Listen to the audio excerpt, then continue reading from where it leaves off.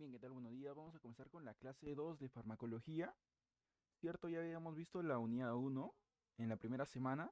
Vamos a continuar con lo que es la parte de la unidad 2, semana 2, abarcando lo que es el tema de cardiología, respiratorio, digestivo, renal y del dolor, ¿no? Entonces vamos a tomar bastantes temas el día de hoy. A ver, entonces vamos a seguir con la parte de antihipertensivos, ¿ok? ¿Listo? Entonces, abarcando la parte de antihipertensivos, los antihipertensivos, cierto, lo tenemos de diferentes tipos. Por ejemplo, vamos a tener unos que van a actuar a nivel renal, los diuréticos, cierto. Lo que van a hacer los diuréticos es que nosotros eliminemos lo que son el volumen urinario. Así nosotros nos descargamos de la volemia y de esa manera vamos a bajar la presión. Estamos recordando que estos son los fármacos antihipertensivos, ¿cierto? Por ejemplo, también los betabloqueantes. Lo que van a hacer los betabloqueantes es bajar lo que es la contracción cardíaca y a su vez la frecuencia cardíaca y de esa manera vamos a bajar la parte de la presión arterial. También podemos encontrar unos agonistas alfa 2. ¿Qué hacen los agonistas alfa 2? Los agonistas alfa 2 lo que van a hacer es inhibir el sistema nervioso simpático. Y de esta manera vamos a ver que van a tener resultados en la baja de la presión arterial. Los anticálcicos, ¿qué es lo que van a hacer los anticálcicos? Estamos hablando ahorita de manera, bueno, poco detallada, ahorita vamos a detallar bien. Los anticálcicos lo que hacen es impedir la contracción muscular, porque vamos a ver que va a impedir la utilización de unos canales que son de calcio. Entonces vamos a impedir la contracción muscular como tal en el corazón. Entonces eso va a bajar la contracción cardíaca y va a ser la parte de baja de la presión. Los IECAS y los ARA2.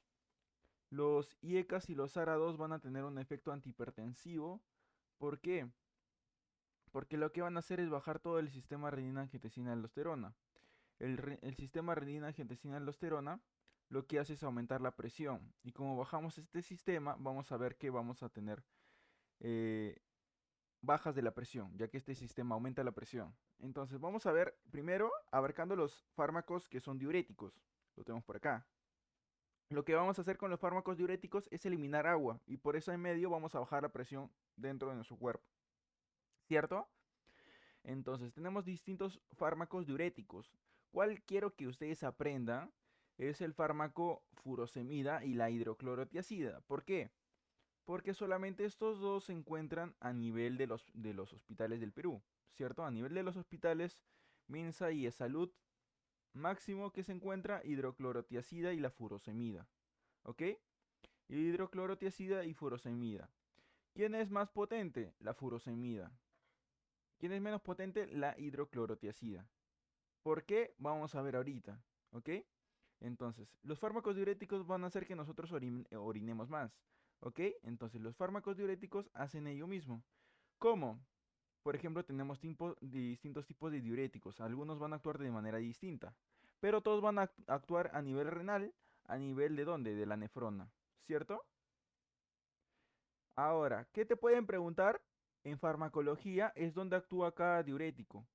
Por ejemplo, el diurético osmótico va a actuar a nivel del túbulo contornado proximal y también a nivel del corpúsculo renal, ¿cierto? El diurético de asa va a actuar en la asa de Henle, pero se suele preguntar en farmacología, incluso he visto una pregunta del examen de Lenar. ¿Cómo fue esa pregunta del examen de Lenar? Los diuréticos de asa, ¿dónde actúan? Habían varias alternativas. Dentro de ella habían varias que decían asa de Henle. Entonces, los diuréticos de asa no actúan en toda el asa de Henle, actúan en una porción. Habían varias que decían, por ejemplo, una decía rama descendente, rama ascendente. ¿Cuál sería la respuesta correcta? Los diuréticos de asa actúan a nivel de la rama ascendente gruesa de Henle. ¿Exactamente dónde? Acá sería, ¿no? ¿Cierto? Porque recuerda, fisiológicamente, la rama descendente no tiene capacidad de reabsorber sales, ¿cierto? Y como el mecanismo de los diuréticos principalmente es con la reabsorción de sales, entonces el diurético de asa, ¿cierto? tendría que actuar acá, porque acá sí sucede la reabsorción de sales, ¿no? Acá, en lo que es la rama descendente, no sucede la reabsorción de sales, y como no sucede, no se puede actuar ahí diuréticos. Entonces, ¿dónde actuamos con los diuréticos de asa? Ahí, en la ascendente, exactamente la ascendente gruesa, ¿cierto? Y acá un fármaco dentro de los diuréticos de asa va a ser la furosemida, ¿no? Los demás te lo aprendes, te lo puedes aprender, porque para el examen, ¿cierto? Para el examen a veces se preguntan algunos otros fármacos que teóricamente te los tendrías que aprender, ¿cierto? Entonces, ahí tenemos los diuréticos osmóticos, diurético de asa. No hay diuréticos osmóticos disponibles. Diurético tiacídico, diurético tiacídico sí hay, ¿no? La hidroclorotiazida, ¿no? Actúa en el túbulo contorneado distal. ¿Qué es lo que va a hacer? Por acá van a ver algunos canales que reabsorben sales. Y este canal que reabsorbe sal lo va a bloquear. De esa manera no vamos a tener sal en nuestro cuerpo y tampoco no vamos a jalar agua en nuestro cuerpo. Por ende, la sal y el agua va a tener que irse por la orina. Eso hacen los diuréticos, ¿cierto? Impiden la reabsorción de sales. Van a impedir la reabsorción de sales y por ende van a impedir la reabsorción de agua. Entonces los diuréticos van a hacer que orinemos sal, sales y agua. De esa manera vamos a bajar la presión arterial, ¿cierto? Entonces los diuréticos de ácidos tiacídicos van a actuar acá y van a bloquear unos canales que reabsorben sal y agua. Igualmente acá los diuréticos de asa actúan acá y bloquean algunos canales que reabsorben sal y agua, ¿no? Y acá tenemos otros diuréticos que son ahorradores de potasio. Los diuréticos ahorradores de potasio, por ejemplo, tenemos a la espleronona, espironolactona, ¿no? Estos van a actuar a nivel de el conducto colector cortical, ¿no? ¿Ok? Lo que van a hacer es bloquear igualmente algunos canales que van a reabsorber sales y por ende agua, ¿no? Entonces, lo que tienes que aprenderte sí o sí, cuáles son esos canales que van a bloquearse en cada sección. Por ejemplo, el más preguntado es del asa de Henle, ¿cierto? Acá dice, ¿inhibe qué canal? Inhibe el canal NKCC2, un sodio, un potasio y dos cloros, por eso es NKCC2, ¿cierto? Este canal se encuentra en la rama ascendente gruesa de Henle, ¿no? Entonces, como vamos a inhibir este canal reabsorbente, ¿cierto? ¿Cierto? Entonces, como vamos a inhibir estos canales reabsorbentes, no vamos a resorber la sal y esa sal se va a ir por toda la orina y nosotros no vamos a bajar nuestra presión en este caso, ¿no? Entonces, ¿qué sales se van a impedir su reabsorción? El sodio, el potasio y el cloro. En el caso del tiacídico, solamente el sodio y el cloro. Y en el caso de los ahorradores de potasio, solamente el sodio. Si te das cuenta, ¿no? Inhibe los canales epiteliales de sodio. ¿Cierto? Entonces, ¿tienes que aprenderte el mecanismo de acción? Sí, tienes que aprenderte el mecanismo de acción. Se suele preguntar más eso en farmacología, ¿no? ¿Cuáles fármacos que te tienes que aprender? Furosemida, hidroclorotiazida, también espleronona y espironolactona, porque teóricamente se utilizan esto, ¿no? Teóricamente estos se tienen que utilizar. Sin embargo, en el petitorio de salud y del MINSA no lo he encontrado estos dos fármacos, así que no los he puesto por acá, ¿ok? Pero son muy hablados estos fármacos cuando lleguen al curso de medicina interna, ¿ya? Entonces, estos dos te aprendes, este también y este también. Ahora, los diuréticos osmóticos son diuréticos que son filtrados y como son filtrados, pasa que estos diuréticos van a ser como si fueran laxantes, ¿ya? ¿Qué pasa cuando tomas un laxante? El agua se va con el laxante, ¿no? Y lo que vas a hacer es, en el caso del laxante, defecar bastante y con abundante agua. Eso mismo va a ser los diuréticos osmóticos. Entra, tienen la capacidad de ser filtrados y lo que van a hacer es la reabsorción de agua. Van a jalar agua consigo hasta acá, hasta el medio interno de la luz tubular y lo que van a hacer es hacer el efecto diurético de hecho de donde vamos a ver que orina más la persona, ¿no? Entonces van a actuar en el túbulo contorneo proximal y los fármacos acá sería el manitol y el glicerol, ¿ok? Entonces, a la derecha ya tú sabes que tienes que revisar cuáles están en el contexto peruano, Petitorio Nacional de Medicamentos del Perú, ¿cierto? ¿Qué más? Tenemos acá los fármacos antianginosos. Los fármacos antianginosos tenemos por acá a los tres, ¿cierto? Los fármacos antianginosos tenemos por acá a los tres. Ok. Los que están aquí antianginosos no tienen nada que ver con los antihipertensivos, ¿ok? A ver, dentro de los antihipertensivos, ¿cómo es que sucede un tratamiento para una persona que tiene hipertensión? A ver, ¿cómo es el manejo de una persona que tiene hipertensión? Una persona que tiene hipertensión, eh, primero, el diagnóstico, ¿no? Tiene que ser una presión sistólica mayor a 140 o una diastólica mayor a 90, ¿no? Ese es el diagnóstico. Entonces, le hacemos el diagnóstico. Una vez se le hace el diagnóstico, se le deja un tiempo de 6 meses, ya le das 6 meses y le vuelves a citar al paciente. Le dices que durante esos 6 meses tiene que tomar eh, medidas de cuidado en su alimentación. Va a dejar de tomar, va a dejar de consumir sal, va a dejar lo que son las bebidas alcohólicas, deja de fumar, consume a comer más de manera más saludable, ¿cierto? Entonces le hacemos ese cambio de estilo de vida, le decimos que lo haga. Pero ¿qué pasa si vuelve en 6 meses y el paciente no ha tomado conciencia? Entonces se le dio esa oportunidad para que no utilice fármacos. Se le dio esa oportunidad de 6 meses. Vuelve y sigue con la presión alta por encima de 140 en la sistólica o 90 en la diastólica. Entonces, ¿qué es lo que vas a hacer? Es recetarle ya los antihipertensivos casi de por vida sería, ¿no? Casi de por vida. Entonces le receta los antihipertensivos. ¿Cómo vas a empezar? Le vas a recetar primero lo que es un IECA, ya le vas a recetar primero un IECA añadido, como dice acá, a un anticálcico o a un diurético, ya. Yo te voy a decir cómo vas a elegir o bien anticálcico o bien diurético.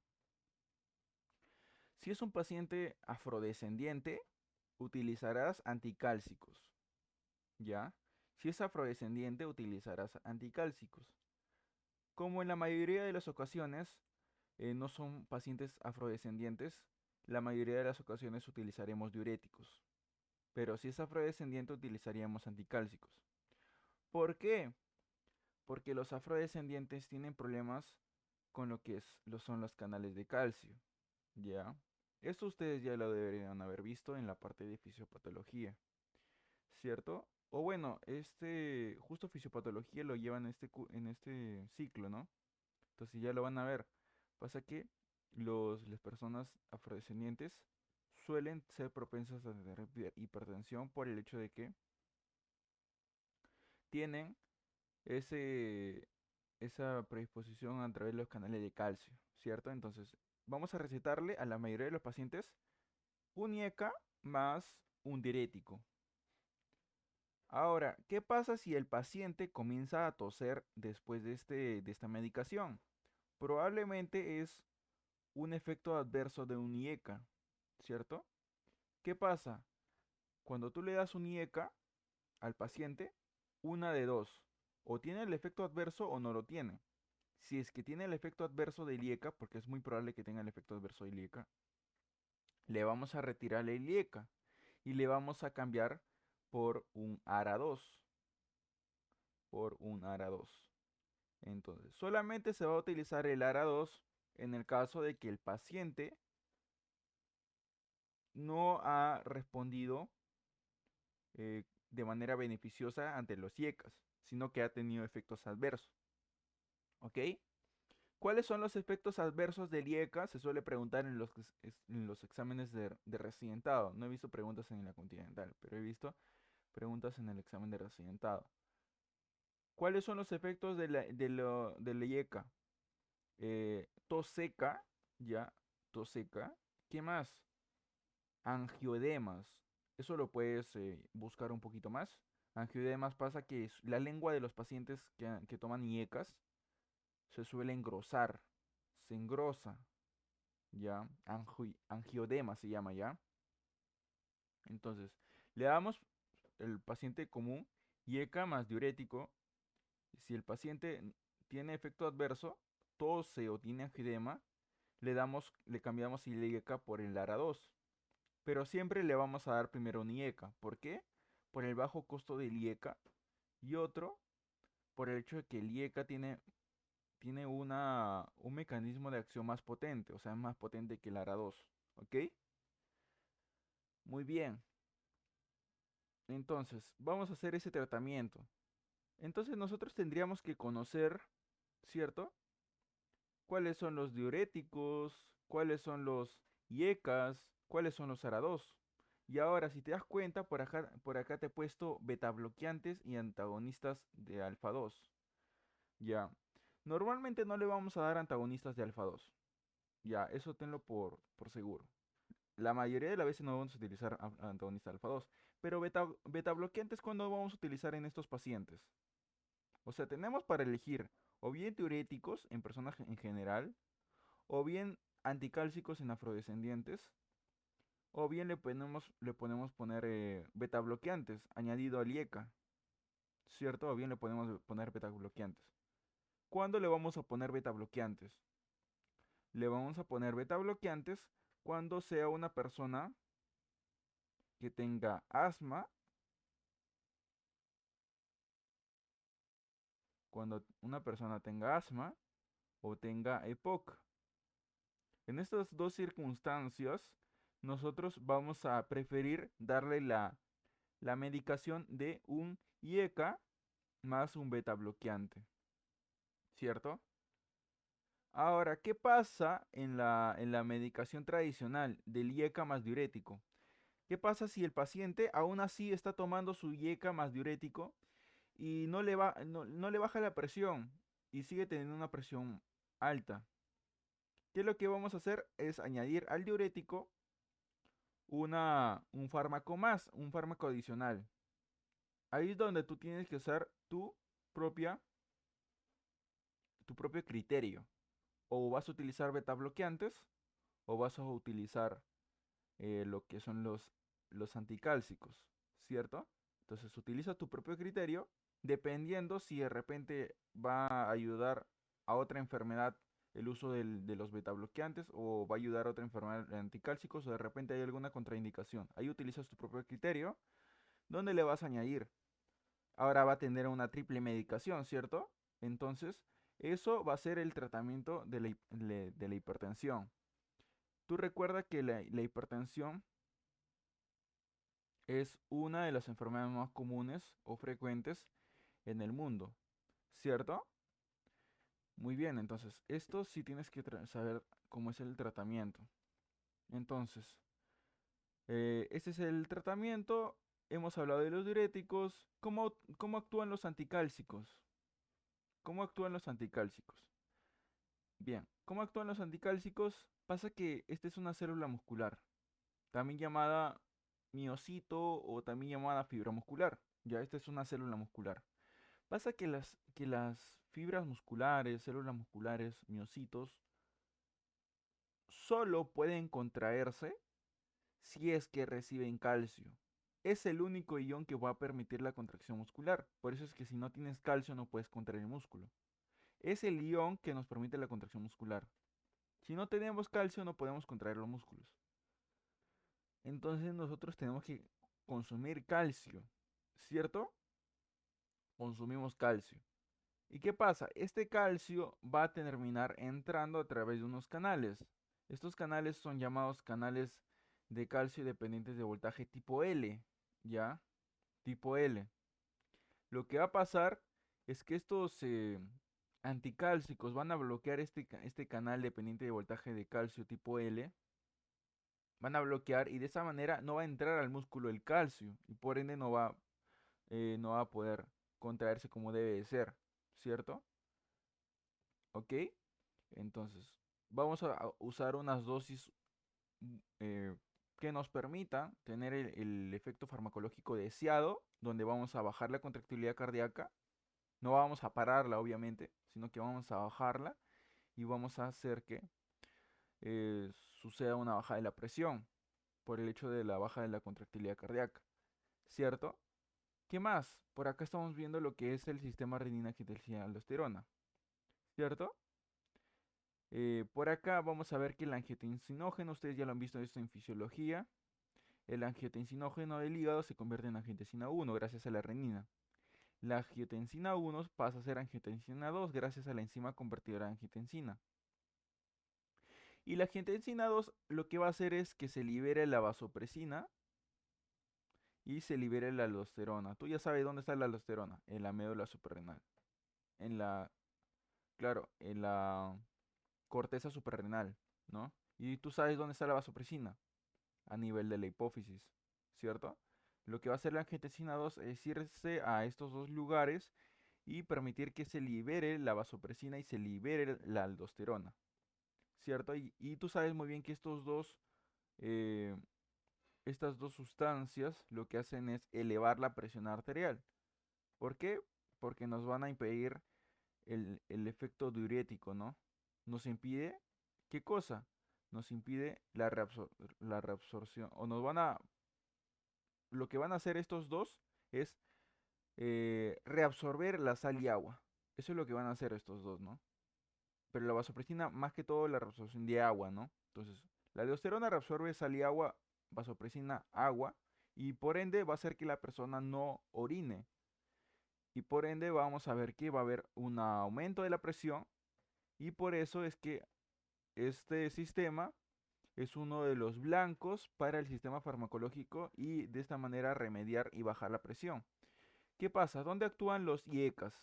Los IECAS, los inhibidores de la enzima convertidora de angiotensina, van a actuar justo acá, en la enzima convertidora de angiotensina. Por eso se llaman IECAS, inhibidores de la enzima convertidora de angiotensina. Lo que van a hacer es bloquear la conversión de la angiotensina 1 a angiotensina 2. Y de esta manera vamos a ver que no se produce angiotensina 2, tampoco ADH y tampoco aldosterona. Entonces va a haber una triple función de los IECAS. Una triple función, porque la angiotensina 2 también tiene efectos de aumento de la presión, porque es una sustancia vasoconstrictora. Entonces, tiene una triple función antihipertensiva. En cambio, si nosotros vamos a analizar los ARA2, ya, que son los que van a reemplazar a los IECA en el caso de que el paciente tenga tos. Si nosotros analizamos los ARA2, los antagonistas de la angiotensina 2, lo que van a hacer los ARA2 es, van a bloquear la angiotensina, ¿cierto? Van a bloquear la angiotensina y de esta manera vamos a ver una baja de la antidiurética y una baja de la aldosterona, ¿cierto? Y de esta manera también va a pasar una baja de la presión arterial. Entonces los ARA2 también bajan la presión arterial. Ahora también tenemos otra clasificación de fármacos que se suele preguntar y nosotros cuando llevamos farmacología no lo solemos estudiar como tal. ¿Cómo se llama? Los antagonistas de los receptores de mineralocorticoides, los MRA. ¿Sabe lo que va a hacer este? Lo que va a hacer es bloquear la función de la aldosterona. Antagonista de los receptores de mineralocorticoides. Ustedes ya han llevado fisiología, ¿cierto? Entonces, como han llevado fisiología, ustedes sabrán que a nivel de la corteza suprarrenal se crean mineralocorticoides, glucocorticoides y andrógenos, ¿cierto? La aldosterona, ¿qué es? Es un mineralocorticoides. ¿Qué es lo que va a hacer esta espironolactona? Es un antagonista de los receptores de mineralocorticoides, o sea, es un antagonista de los receptores de aldosterona.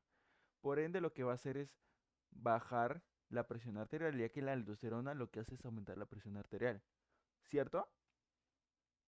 Y bueno, Siguiendo acá los antihipertensivos, tenemos por acá estos fármacos. ¿Qué faltaría? Hemos hablado de los diuréticos, hemos hablado de los anticálcicos, de los IECA, de los ARA2, los beta bloqueantes y los antagonistas y los agonistas alfa 2 ya lo hemos visto en la anterior semana.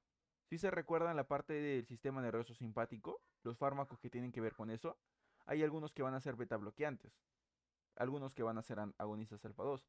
Esto ya lo hemos visto en la parte de la anterior semana. Por eso es que solamente he mencionado cosas superficiales como que los beta bloqueantes se utilizan en pacientes con asma y con EPOC y que los beta bloqueantes bajan la contractilidad cardíaca y por ende van a bajar la presión arterial. Los agonistas alfa 2 no se suelen recetar en la hipertensión y lo que van a hacer es bajar el sistema nervioso simpático. Y como bajan el sistema nervioso simpático, lo que van a hacer es que baje la presión arterial y de esa manera vamos a remediar la hipertensión. ¿Ok?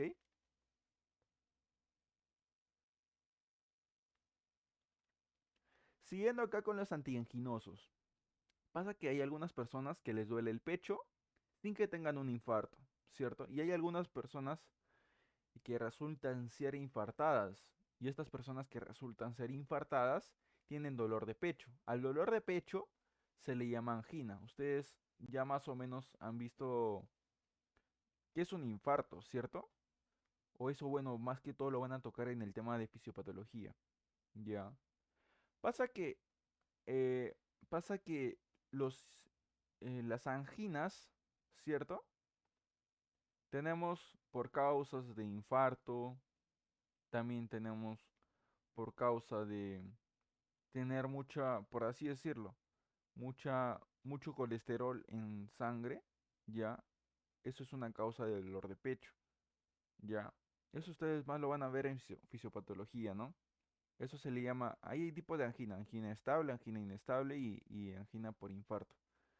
Entonces, van a haber algunos fármacos que nos van a permitir remediar el dolor de pecho que está sucediendo mientras que nosotros nos estamos infartando o teniendo una angina por un evento donde no hay infarto. Entonces, hay algunos fármacos que nos permiten remediar este dolor de pecho, ya que este dolor de pecho es intenso, es fuerte, ¿ya? Tenemos estos fármacos que son llamados nitratos. Ya, los nitratos, tenemos por acá a la famosísima nitroglicerina.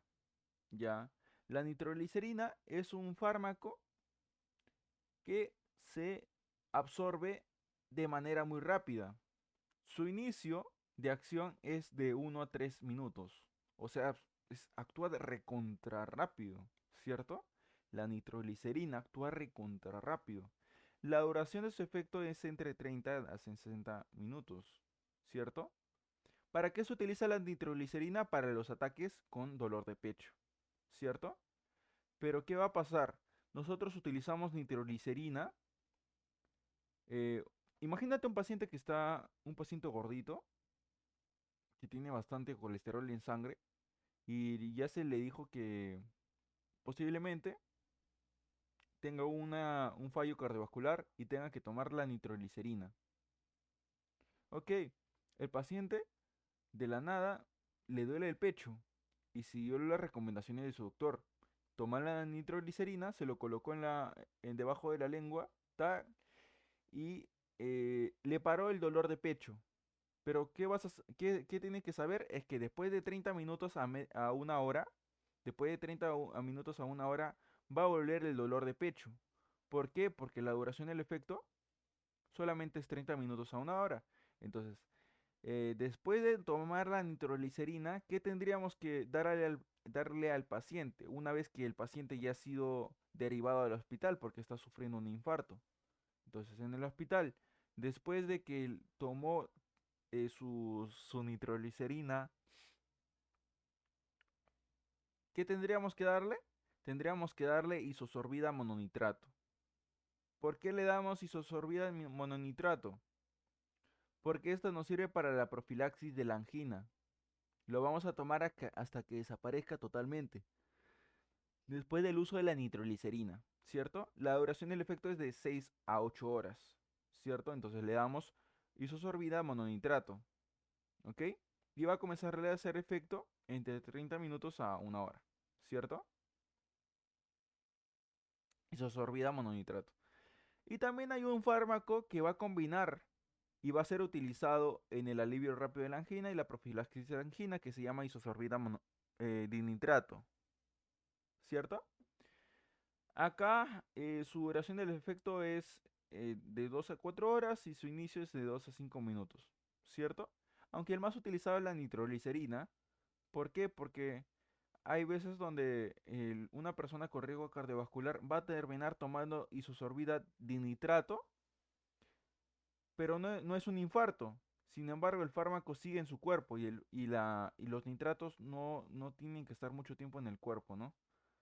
Isosorbida de nitrato le damos de repente y pasa que 2 a 4 horas recién se está metabolizando y eliminándose el fármaco. Entonces no tiene que durar tanto una receta para un evento agudo. Primero le damos la nitroglicerina y si le sigue doliendo el pecho, le damos la isosorbida mononitrato, ¿cierto? Muy bien. También tenemos a los antiarrítmicos, ¿ya? Este fármaco, este cuadro que estamos viendo por acá no lo van a encontrar en ningún lugar. Igual que los cuadros de acá del Petitorio Nacional de Medicamentos no lo van a encontrar en ningún lugar. ¿Por qué te lo digo yo? Porque yo he armado este cuadro y este cuadro me ha costado un poquito buscar y abreviar, o sea, hacerlo todo más entendible, ¿ya? Los antiarrítmicos se van a dividir en 5 clases. No todos los antiarrítmicos se utilizan para todos todas las arritmias, sino que hay algunos antiarrítmicos se van a utilizar para algunas arritmias, otros para otras arritmias y así de esa manera, ¿cierto? Por ejemplo, tenemos para taquiarritmias auriculares, taquiarritmias ventriculares, ¿cierto? Ustedes no han llevado tanto el tema de arritmias, ¿cierto? Entonces, tengo que explicarles un poco. Pasa que las arritmias, ¿ya? Las arritmias, para decir conceptos así breves y rápidos, las arritmias se van a dividir en taquiarritmias y en bradiarritmias, siendo los más comunes las taquiarritmias, ¿cierto? Dentro de las taquiarritmias lo vamos a dividir según su ubicación, según su origen, ¿cierto? Las taquiarritmias son cuando la frecuencia cardíaca, ¿cierto? Está por encima de 100 y aparte hay alguna otra anomalía en el electrocardiograma.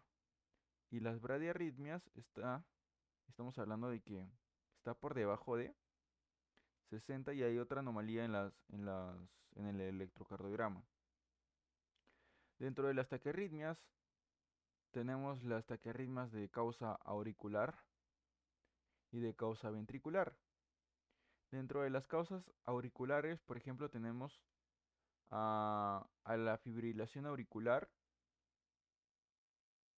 al flúter auricular o también llamado aleteo auricular, ¿cierto? Y dentro de las ventriculares tenemos, por ejemplo, a la fibrilación ventricular, ¿cierto? Y también tenemos a las bradiarritmias. Las bradiarritmias, por ejemplo, tenemos um, al bloqueo al bloqueo de auriculoventricular, bloqueo de las auriculoventricular, del no auriculoventricular. Ya. Entonces, taquiarritmias se dividen en dos. Taquiarritmias auriculares, flúter auricular, fibrilación auricular, taquiarritmias ventriculares, fibrilación ventricular. Y bradiarritmias tenemos acá a uno, que es el bloqueo auriculoventricular. ¿Ok? Y las taquiarritmias no es lo mismo que decir taquicardia y bradicardia. Ya. No es lo mismo que decir taquicardia y bradicardia. La taquicardia y la bradicardia solamente son la subida de la frecuencia cardíaca, mayor a 100.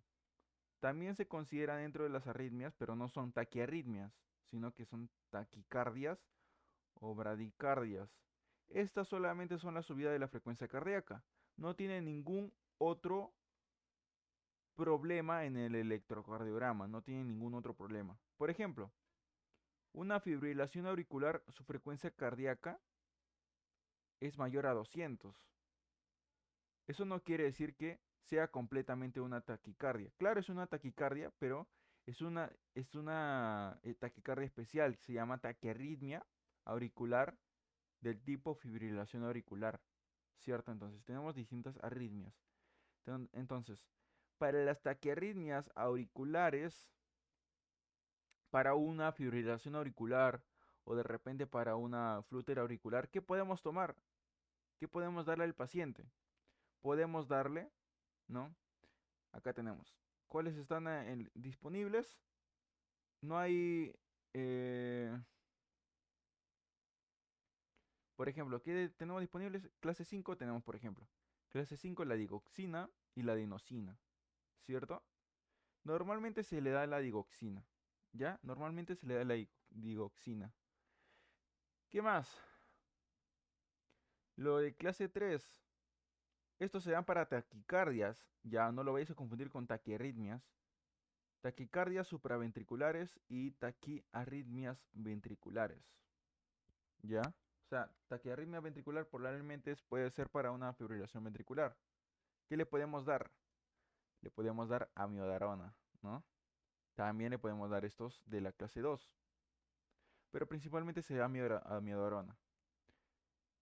Estos de acá son los más usados para arritmias, ¿no? Amiodarona, digoxina, adenosina, son los más usados para arritmias, ¿no? ¿Qué más? También tenemos otros que son para diversos, ¿no? Por ejemplo, taquiarritmia auriculares y ventriculares, quinidina. ¿Hay quinidina en el contexto peruano? En el contexto peruano sí hay quinidina. Lidocaína también, pero no se suele utilizar así como tal. Propafenona, no. Sí hay, ¿no? Sí hay propafenona. Muy bien. Entonces, por acá tenemos que hay de todos estos, ¿cierto? Pero principalmente si es una taquiarritmia auricular, utilizamos digoxina, ¿cierto? Entonces, principalmente si es una taquiarritmia ventricular, utilizamos digoxina. Y si es una taquiarritmia ventricular, taquiarritmia auricular, perdón, si es una taquiarritmia auricular, utilizaremos acá, ¿no?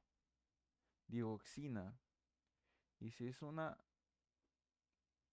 taquiarritmia ventricular, utilizaríamos amiodarona, ¿no? Amiodarona, dioxina, ¿ok? Muy bien. Y por acá a la derecha está su mecanismo, como para que lo puedan analizar, ¿no? Por ejemplo, la dioxina es bloqueador de la bomba sodio-potasio ATPase. Amiodarona bloquea los canales de potasio, ¿ok? Muy bien.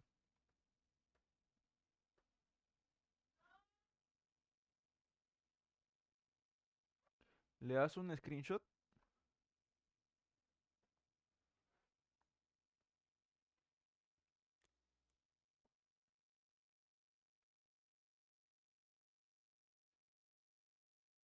¿ok? Bien, entonces vamos a ver las preguntas acá. Tenemos una pregunta, dice, ¿qué clase de antiarrítmico es el propranolol?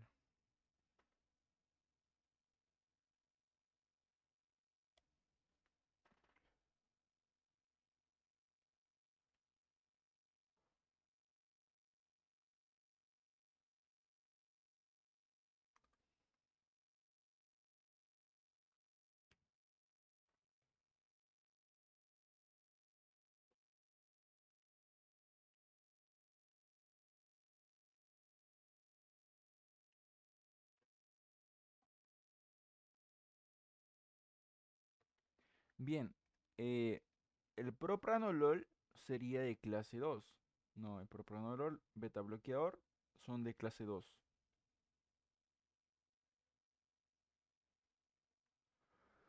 Entonces, de clase 2. ¿Ok? De clase 3 era la amiodarona. ¿Cierto? Que principalmente se utiliza para las taquicardias.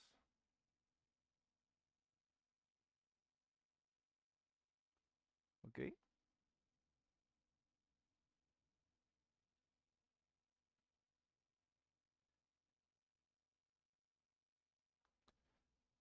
Ok. Y la de tipo 4 tenemos los anticálcicos. Y de tipo 5 teníamos a quién? A la digoxina. La digoxina principalmente se utiliza para las taquiarritmias auriculares. Y la amiodarona no solamente es para la taquicardia, sino que también para las taquiarritmias ventriculares, ¿no? Ok. ¿Cuál es la duración de acción de la isosorbida mononitrato? O sea, la que se utiliza para la profilaxis, ¿no?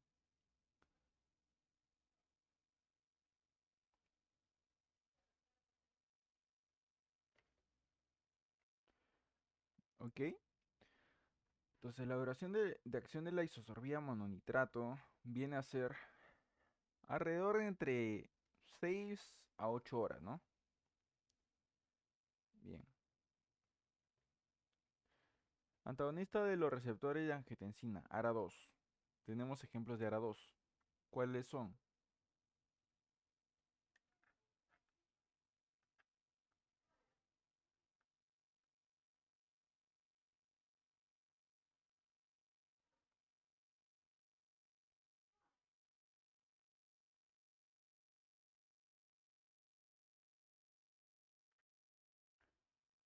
Dentro del contexto peruano, podemos hacer una memotecnia, ¿no? Ponemos lo, vi. Tenemos en ARA2 los sartán. Tenemos con el V, basaltrán y el irbesartán, ¿no? Lobi, ¿ok? Y acá sería los sartán, ¿ok? Listo, los sartán.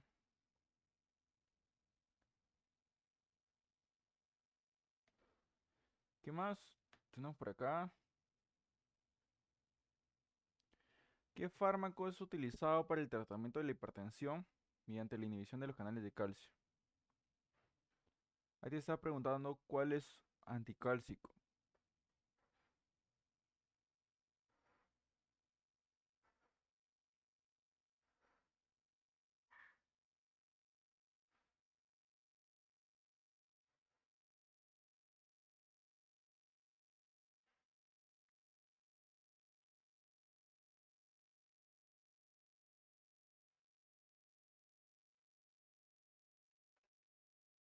El anticálcico más conocido es el nifedipino y es el más utilizado. Sin embargo, tenemos otros. Por ejemplo, el verapamilo que estamos viendo por acá,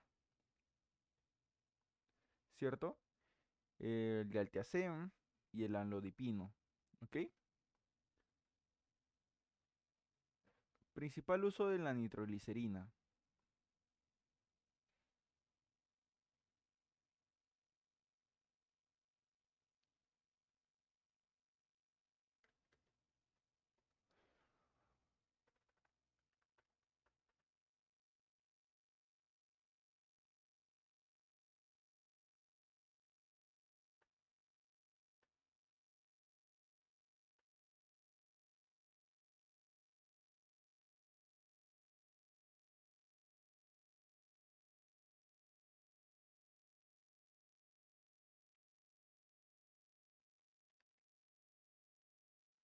Acá la nitroglicerina, ¿cierto? Es el que actúa más rápido, ¿no?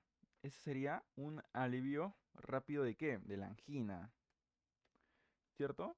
Para la angina aguda. Normalmente se puede tomar máximo 3 parches cada 5 minutos o 3 minutos, ¿no? principalmente 3 minutos. Cada 3 minutos, eh, te duele el pecho. Ah, tomas tu parche, te lo pones ahí de manera sublingual. eh, te sigue doliendo el pecho después de los 3 minutos, tomas otro. Te sigue doliendo el pecho, tomas otro. No, máximo son 3 o bueno, depende de la literatura. ¿Ya?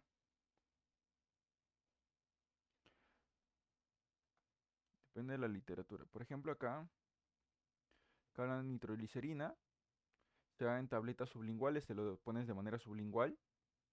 Y acá dice cada 5 minutos. En otras literaturas son 3 minutos.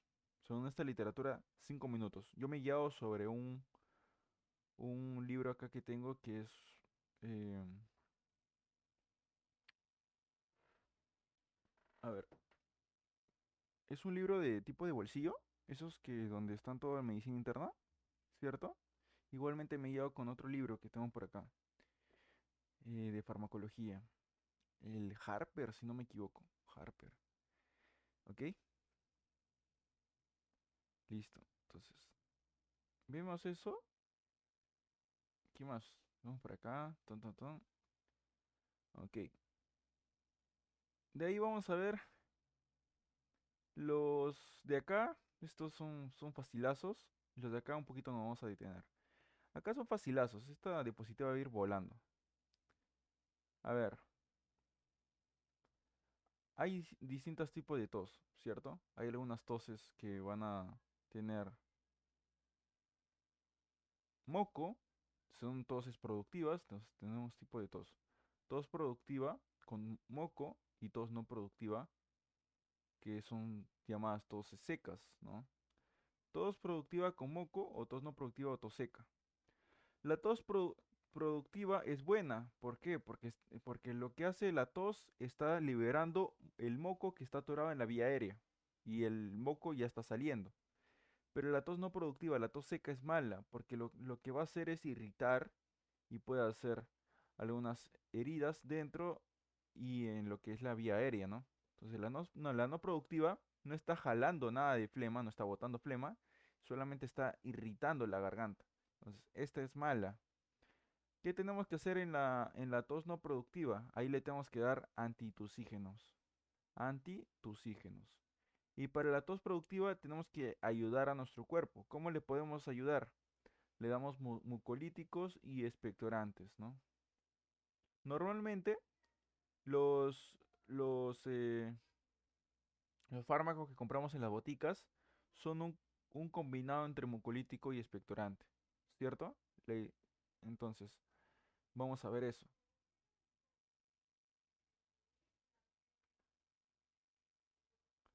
Entonces, los antitusígenos le damos a los pacientes con tos seca, ¿no? Acá tenemos el dextrometorfano y la codeína. Ya. La codeína lo podemos encontrar en jarabes, ¿no? Y ahí está el mal uso de la codeína. La codeína también es un opioide.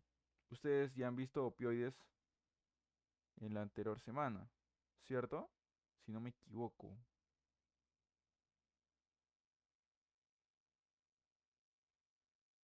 No han visto opioides, no han visto opioides. Lo van a ver en la siguiente semana. Cierto, acá están los opioides. Por abajo están los opioides. Ya. Pasa que los opioides son drogas, ¿ya? Y son analgésicos. Una droga es la codeína. ¿Qué pasa? Algunas personas aprovechan de que hay codeína en los jarabes para tos y lo que hacen es juntarlo con gaseosa y se lo toman, ¿no? Entonces, la codeína es droga, pero también se trabaja como antitusígeno, ¿no? Y lo podemos encontrar en jarabes, que inclusive lo dan a los niños, ¿no? Codeína tiene un efecto supresor, es un opioide. ¿Qué más tenemos? Tenemos el dextrometorfano. El dextrometorfano también se da en los pacientes con tos seca. Lo que van a hacer este dextrometorfano es reducir el reflejo de la tos. Reduce el reflejo de la tos. El dextrometorfano, ¿cierto?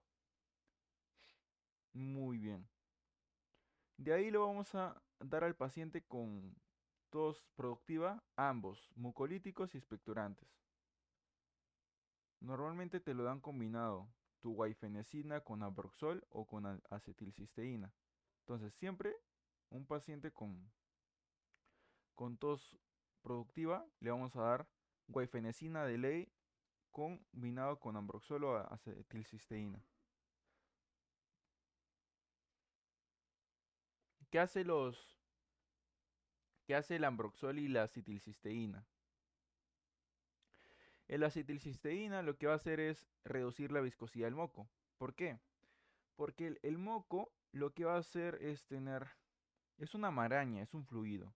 Dentro de este fluido vamos a encontrar resistencias. ¿Por qué? Porque van a haber enlaces disulfuro. Estas resistencias lo van a hacer a este moco una sustancia espesa, viscosa, por lo cual ahí es donde va a entrar la acetilcisteína. Lo va a hacer más líquido el moco, lo va a disolver la acetilcisteína, el moco, ¿no? Pero en cambio, el ambroxol lo que va a hacer es aumentar la producción del moco, pero tú sabes muy bien que cuando tú tienes poquito moco, ¿qué haces con ese poquito moco? Ese poquito moco se comienza a espesar, pero cuando secretas bastante moco, el moco es más líquido, ¿cierto? Eso es lo que hace el ambroxol. Estimula las células serosas de las glándulas bronquiales, aumentando la producción de moco, más líquido y menos viscoso. Eso es lo que hace el ambroxol. Hace que, como cuando tienes resfrío, cuando ya estás en las últimas etapas, el moco es más viscoso. ¿Por qué? Porque bajas la producción de moco. Pero cuando estás en las etapas iniciales, el moco es más transparente y hay bastante abundante, ¿cierto? Entonces, cuando más moco, menos viscoso. El ambroxol pues, sobreproduce. La acetilcisteína disuelve. Y la guaifenesin lo que va a hacer es aumentar la expectoración, ¿no? ¿Ok? Y vamos a encontrar todos estos en el contexto peruano.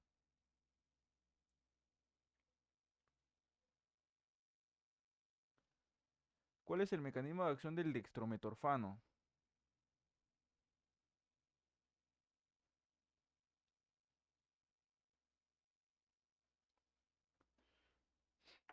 Dextrometorfano. Se da dextrometorfano, también se puede dar codeína.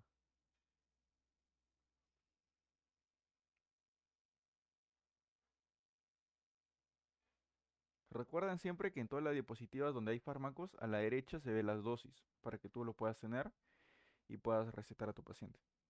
Y están verificadas.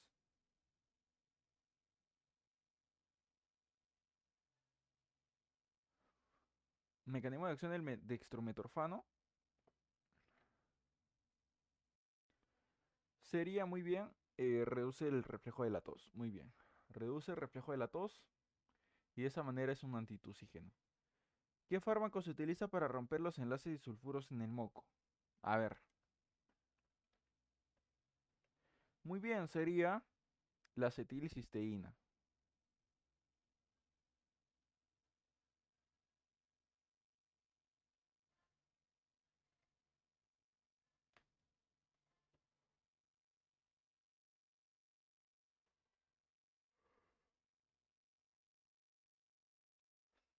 ¿Qué medicamento es la guaifenesina? Hace que, gua, hace que, muy bien, hace que nosotros expectoremos, hace que guaifenesina, ¿cierto? El ambroxol hace que tus glándulas sobreproduzcan, ¿no? Es como que tus glándulas dicen, pucha, hay que darle más moco, hay que darle hambre, ambroxol, ¿no? ¿Cuál sería ahí? Muy bien, sería como tal, la respuesta estimula las células serosas de las glándulas bronquiales, como tal, ¿no? Que sería expectorante.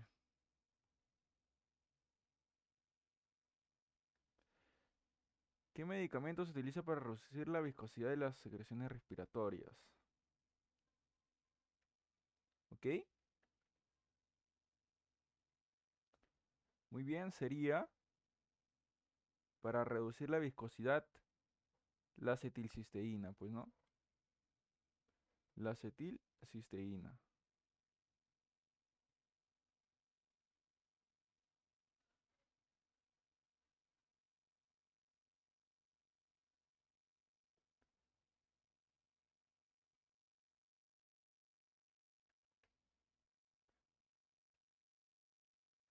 Y nos toca ver estos dos, ¿ok? Bien, y ahora vamos a ver los fármacos antiulcerosos. Estos fármacos antiulcerosos nos van a proteger eh, lo que es el estómago, ¿cierto? Sin embargo, los fármacos como tales protectores de la mucosa es el sucralfato. Ahí hay una gran confusión. ¿Por qué? Porque de repente cuando tú tomas tu omeprazol, está diciendo, pucha, le estoy protegiendo a mi estómago. Ah, es un fármaco protector gástrico. No, el fármaco protector gástrico como tal es el sucralfato. Los demás lo que van a hacer es impedir los mecanismos de agresión al estómago. Sin embargo, el sucralfato lo que va a hacer es si sucede una herida en el estómago, lo que va a hacer es pegarse en esa herida y lo va a parchar. Eso es lo que es el sucralfato, ¿ok? El sucralfato es como un parche. Es un parche que lo tomas por vía oral, ¡plac! Se pega en una herida y se parcha. Eso es el sucralfato. Es un protector gástrico, protector de mucosa. Mientras que lo demás, lo que van a hacer es impedir la acidez. Por ejemplo, el omeprazol, lo que va a hacer es inhibir esto, que es la bomba de protones. Inhibidor de la bomba de protones, el omeprazol, ¿cierto? Lo que va a hacer es impedir la formación de ácido clorhídrico, porque tú bien sabes que el ácido clorhídrico es generado por las células parietales. Bota el hidrógeno y bota el cloro. ¿Quién bota el hidrógeno? La bomba hidrógeno potasio TPasa. ¿Y quién bota el cloro? Un canal de cloro que lo vemos al costado. Ambos se van a juntar y van a formar el famosísimo ácido clorhídrico. ¿Cierto? Entonces el omeprazol va a bloquear acá directamente. Sin embargo, hay otros fármacos que son inhibidores, por ejemplo, de los receptores H2. La ranitidina, la famosísima ranitidina hoy en día ya está bloqueada del mercado, la ranitidina. Ya no se puede recetar ranitidina en el Perú. ¿Por qué? Porque causa predisposición a cáncer, ¿cierto? Entonces no se puede usar ranitidina ahorita en el contexto peruano. Ya no se va a utilizar ranitidina, solamente omeprazol. Es un inhibidor de los receptores H2, ¿cierto? También tenemos antiácidos. ¿Qué son los antiácidos? Son sustancias alcalinas que nosotros consumimos para que neutralice, hagan como que buffer. Por ejemplo, cuando tomas tu bicarbonato o tu leche de magnesia, pa, te lo tomas y llega a tu estómago y va automáticamente, el ácido lo va a neutralizar, ¿cierto? Ahí tenemos el bicarbonato. Y los antagonistas de los receptores de prostaglandinas. Por ejemplo, el misoprostol. Este no se suele utilizar mucho porque esto lo suele mal usar para el tema de los abortos, ¿ok? Muy bien. Dentro de los antieméticos lo que van a hacer es bloquear las náuseas y vómitos. Ahora, las náuseas y vómitos son generadas gracias a dos neurotransmisores, ¿cierto? La dopamina y la serotonina. Principalmente la serotonina, ¿cierto? La dopamina también. Pero estos neurotransmisores son los que viajan del sistema nervioso entérico al centro del vómito y de la náusea, ¿cierto? Ahí hablamos de la dopamina y de la serotonina. Y, eh, y tenemos los antihistamínicos H1 bloqueadores, ¿no? Por ejemplo, de antiméticos, ¿tú cuál conoces? Náuseas y vómitos. Ah, el famosísimo Gravol. Cuando vas de viaje, te tomas tu Gravol. El Gravol tiene un tiempo de vida media, ¿no? 4 a 6 horas, lo que dura un viaje convencional, interprovincial, ¿no? Dura 4 a 6 horas. No le vas a dar a tu paciente para que viaje unas 4 a 6 horas, 8 horas. No le vas a dar metoclopramida, porque solamente dura 1 a 2 horas su acción, ¿cierto? Normalmente la metoclopramida se toma 30 minutos antes de comer algo, ¿cierto? Eso es para los pacientes que están con el tema de la bulimia, todo eso, vomitan y no pueden comer. Entonces 30 minutos antes toman metoclopramida para no tengan esa sensación de vómito y no van a vomitar, ¿cierto? La duración del efecto es de 1 hora o 2 horas. Entonces, más o menos prudente como para que coma. No le vas a dar Gravol. O le puede dar Gravol, sin embargo, se va a quedar mucho más tiempo en su cuerpo. Y no es deseado eso, ¿no? El ondansetron. Esto se da en pacientes con quimioterapia. Su mecanismo, su duración del efecto dura un día aproximadamente, medio día, un día. Se utiliza antes de las quimioterapias, 30 minutos antes de las quimioterapias para que no le dé náuseas, ya, porque las náuseas de la quimioterapia son largas, ¿no? Entonces no se daría Igravol, se da un Dancetrón, ¿cierto? El Gravor es un antihistamínico y la metoclopramida tiene que ver con la dopamina.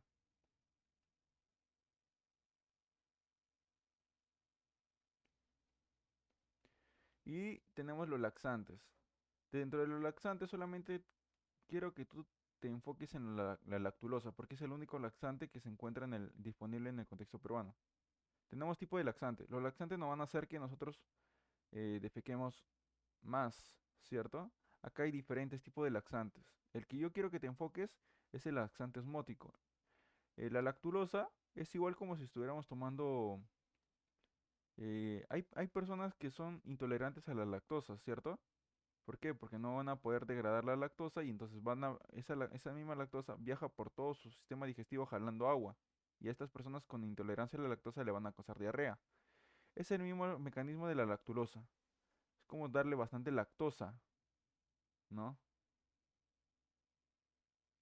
Entonces le da bastante lactosa y esa lactosa no va a poder ser absorbida y va a causar el efecto de laxante, igual que el glicerol. Pero acá utilizamos principalmente la lactulosa en el tema del contexto del hospital. Glicerol, ¿cuándo le vamos a dar glicerol al paciente? Le vamos a dar cuando el paciente tenga una obstrucción intestinal. ¿Por qué? Porque el glicerol es a manera de supositorio, pero la lactulosa lo podemos dar en cualquier contexto de estreñimiento. Glicerol solamente es en obstrucción intestinal. ¿Ok? Y acá están los demás laxantes. ¿Ok? Muy bien. Entonces vemos por acá. ¿Cuál es el mecanismo del ondansetron que se toma en las quimioterapias 30 minutos antes? Muy bien. El ondansetron juega con el neurotransmisor principal del vómito. ¿Cómo se llama el neurotransmisor principal del vómito? Serotonina. ¿Y cuál es el receptor de la serotonina? Se llama 5-HT3. ¿Ok? También dice por acá, varón de 38 años con úlceras duodenales en tratamiento satisfactorio con ranitidina. La base de la inhibición de la secreción gástrica de hidrógenos por la ranitidina es por... ¿Cuál es el mecanismo de acción de la ranitidina? Muy bien, la ranitidina lo que va a hacer es bloqueo de los receptores histamínicos de tipo 2 de las células parietales. Muy bien. Y con esto ya habríamos abarcado la teoría y hemos respondido las preguntas de exámenes pasados, ¿no? Y aquí estamos viendo la teoría, ¿no? Bien, esto ya está colgado en lo que es su drive de ustedes para que ustedes lo puedan revisar. Igualmente se va a pasar la grabación en la descripción de los grupos, ¿ok? Lo van a poder tener en la descripción de grupos. Listo, eso sería todo en cuanto a esta clase y nos estaremos viendo la siguiente semana. Y no se olviden del examen del sábado. ¿Listo? Listo. Cuídense.